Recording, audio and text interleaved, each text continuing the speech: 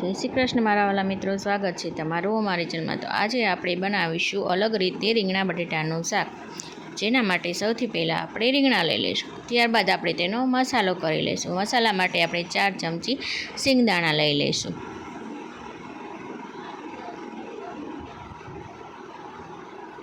ત્યારબાદ આપણે 2 ચમચી આપણે ચવાણું લઈ લઈશું, તીખા મીઠા મિક્સ। ત્યારબાદ આપણે તેમાં ગાંઠિયા ઉમેરી દઈશું।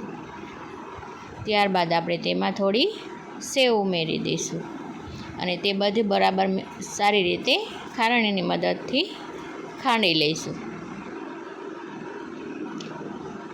ત્યારબાદ આપણે જે ખાંડ્યો હતો મસાલો, તે સિક્રેટ મસાલો તે તેમાં ઉમેરી દઈશું। ત્યારબાદ આપણે તેમાં થોડી સેવ ઉમેરી દઈશું। ત્યારબાદ આપણે તેમાં થોડી કોથમીર ઉમેરી દઈશું। ત્યારબાદ આપણે તેમાં 2 ચમચી લસણવાળું મરચું ઉમેરી દઈશું। તમે લસણ ન ખાતા હોય તો તમે સ્કીપ કરી શકો છો। ત્યારબાદ આપણે તેમાં થોડી હળદર ઉમેરી દઈશું। ત્યારબાદ આપણે તેમાં થોડું ધાણા જીરું પાવડર ઉમેરી દઈશું। ત્યારબાદ આપણે તેમાં સ્વાદ પ્રમાણે મીઠું ઉમેરી દઈશું। ત્યારબાદ આપણે તેમાં 2 ચમચી જેટલો ગોળ ઉમેરી દઈશું। ત્યારબાદ આપણે તેમાં લીંબુ ઉમેરી દઈશું।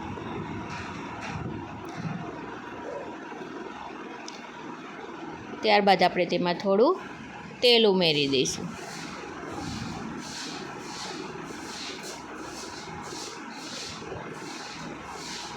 હવે બધું બરાબર મિક્સ કરી લઈશું આપણે મસાલો।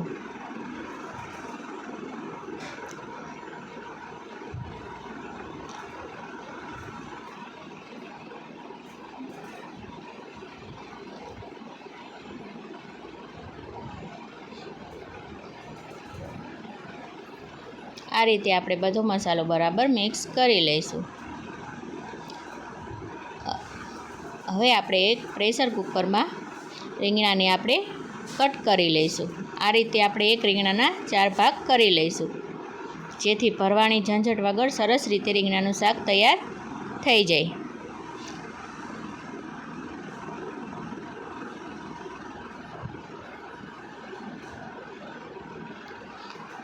આ રીતે આપણે બધા રીંગણા તેમાં સુધારી લઈશું।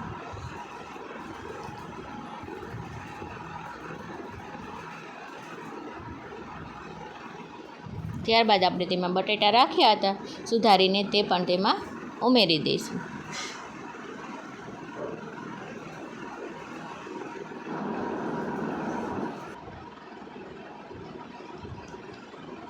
ત્યારબાદ આપણે તેમાં 3 ચમચા જેટલું તેલ ઉમેરશું। આપણે આ શાકને વઘારવાનું નથી, ડાયરેક્ટ જ કરવાનું છે। ત્યારબાદ આપણે તેમાં ટમેટું ઉમેરી દઈશું। ત્યારબાદ આપણે તેમાં જે મસાલો તૈયાર કર્યો હતો તે ઉમેરી દઈશું।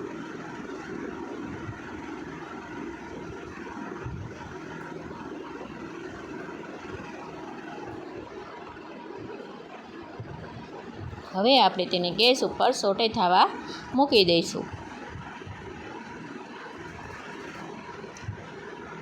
શાક સરસ રીતે સોટે થઈ જાય 2 મિનિટ પછી આપણે શાકને આ રીતે સરસ હલાવી લઈશું।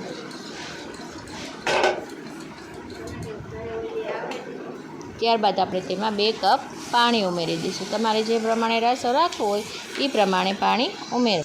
હવે આપણું રીંગણા બટેટાનું શાક સરસ રીતે તૈયાર થઈ ગયું છે। જો તમને અમારો વિડીયો ગમે તો લાઈક કરો, શેર કરો અને અમારા અવનવા વિડીયો જોવા માટે અમારી ચેનલને સબસ્ક્રાઈબ કરો।